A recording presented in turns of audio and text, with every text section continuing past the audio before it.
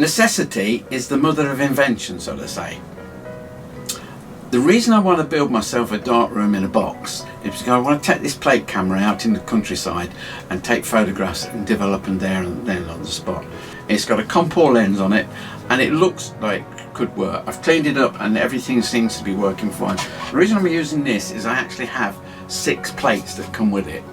I'm going to be using paper negatives and then do a reversal process and get my positives from it. So let's have a look how I went about it. When I got the camera, I was amazed to find that there was 6 plates that came with it and they were in brilliant condition. But when I opened them, I was amazed to find there was actually film inside.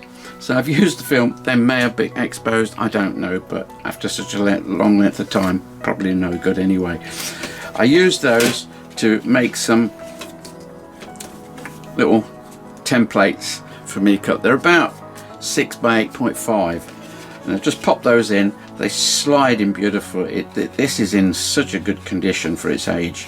Push it in there, push it under pressure plate, slip it in, that's it. Then shut this home.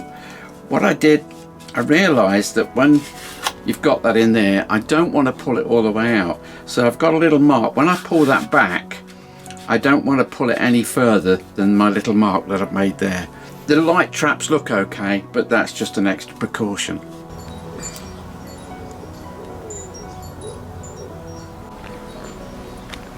I've put the camera on timed and I can see through the viewfinder, but I've set that now.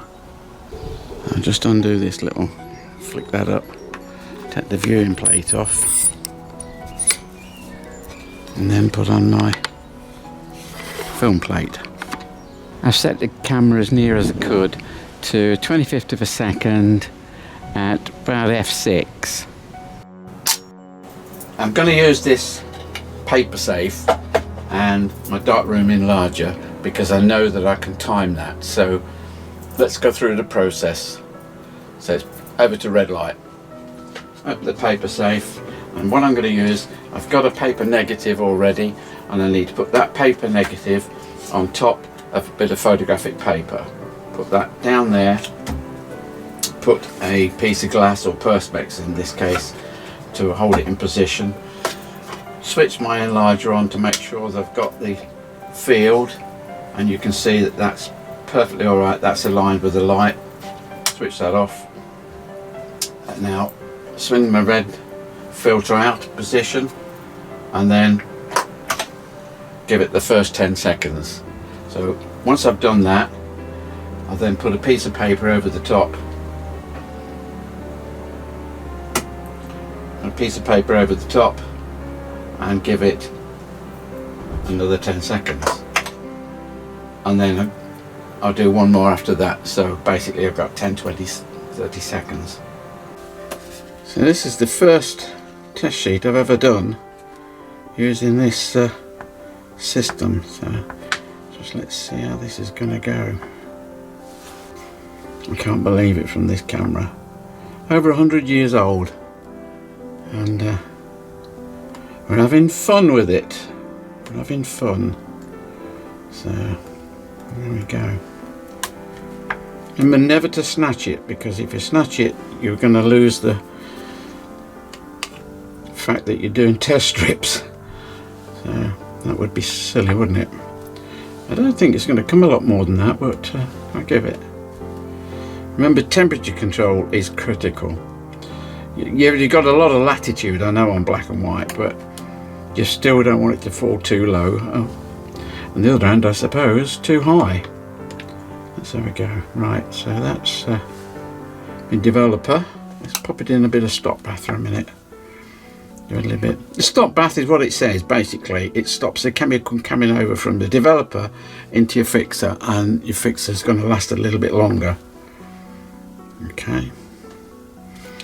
And you shouldn't contaminate by using the same tongs, so let's pop that in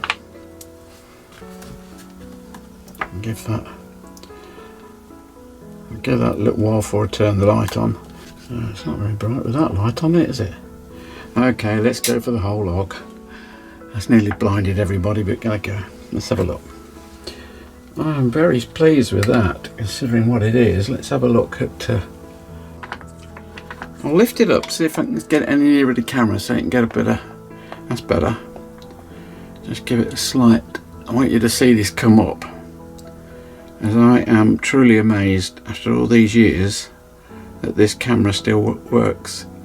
And I used a old Russian exposure meter, which, yeah, that works as well, amazingly. Okay, you can see that coming up quite well now. Don't snatch it.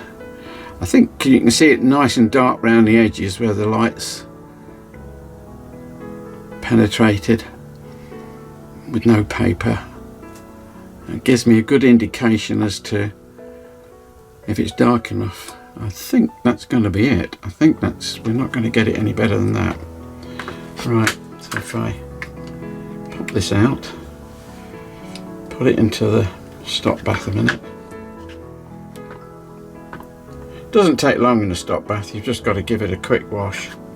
This is the one I use for the stop bath, isn't it?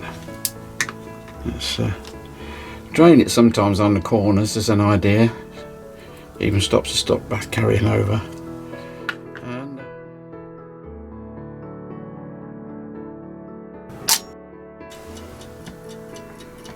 And I decided to give it another go. I've upped the exposure. So this time I've taken it up to 20. I'm just, hopefully that's going to do it. I will go and take the picture if it needs to be done, but I think I got the exposure right in the first place. I think it's the white light I need to be a bit more critical with. Let's come in. Yeah, there's a bit more detail coming now. Yeah.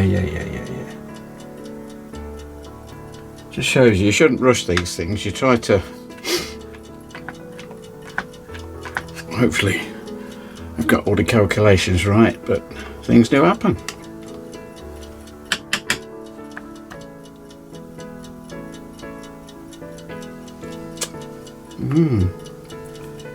Yeah, we're getting the edge of the lawn and you're getting the gnome. You know what? I'm going to do another one. I'm going to do another one and give it at least another 4 seconds, because I think the paper negative will take it.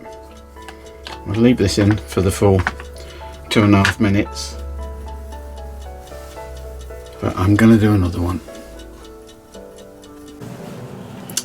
So the results, yeah, that's a paper negative. That's about where I need to get it tonal range. And then remember I did a test strip. The test strip, you can see it's quite weak here. It's okay in the middle, but 20-30 seconds, I think. I can't remember exactly now. That's where I ended up, so it's quite nice. And there's the finished print, so it worked quite well. Consider it's a paper negative and I haven't got a lot of control over contrast. I did the garden gnome. Not really 100% happy with it. I suppose really that's about where it's going to be tonal range. I did try pushing it, but I think I'm starting to lose it there.